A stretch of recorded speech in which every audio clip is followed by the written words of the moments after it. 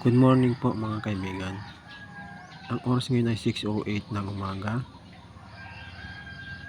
Miyerkules,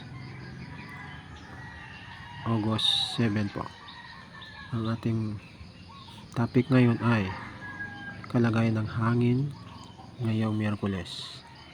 Nasa ngayon po ay nasa 25 degrees Fahrenheit po ang hangin at ang temperatura ng buong Pilipinas ay nasa 34 degrees Celsius Fahrenheit. Sa ngayon po ay wala pa tayong nakikitang at nararamdaman ng senyales ng tag-ulan. Maganda po ang panahon ngayon at masarap ang hangin. Parang pakiramdam mo nasa Baguio ka na, parang sama kapital ng Pilipinas na Tuguegarao ngayon. Ang ganda-ganda po. Pero malalaman pa natin ang kalagayan ng hangin mamayang 10 at saka 3 o'clock ng hapon. Kapasalamat tayo dahil na tayo namamataan na anuman senyales ng ulan at saka bagyo. Kaya maaari pa natin gawin ang mga gusto natin gawin sa buhay ngayon. Mag-enjoy lang po tayo mga kaibigan.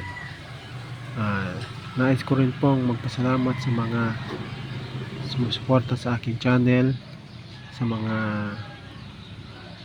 nagtsatsaga na nanonood ng aking channel kahit na hindi man ako magaling magsalita tungkol sa ulat panahon. Ang aking channel ay gumagawa ng content na tungkol sa mga media forecast sa kalagayan ng ating panahon at ganun din po sa kasama na po yung mga tutorial sa earning money tungkol sa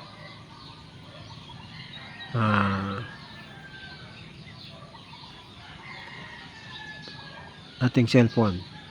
At kumikita po tayo ng libre na wala man tayong binibigay na piso o anuman ang halaga ang ating mga kinikita. Pero nasa atin na po yun kung gusto man natin po. Pero ngayon ang ating topic ngayon ay tungkol sa kalagayan ng hangin ng panahon dito sa ating lugar sa Tuguegarao. Sa ngayon po patay po sa ating mga research sa GASA at saka sa NDCC po ay maganda ang panahon ngayon dito sa Tuguegarao.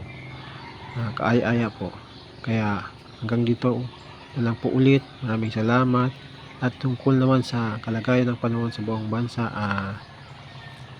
malalaman po natin yan mamaya kung ano man po ang latest na update po. Muli po, nais ko pong magpasalamat. Kaya hanggang dito na lang po. AJ Gakayan, ang inyong lingkod po. Bye-bye!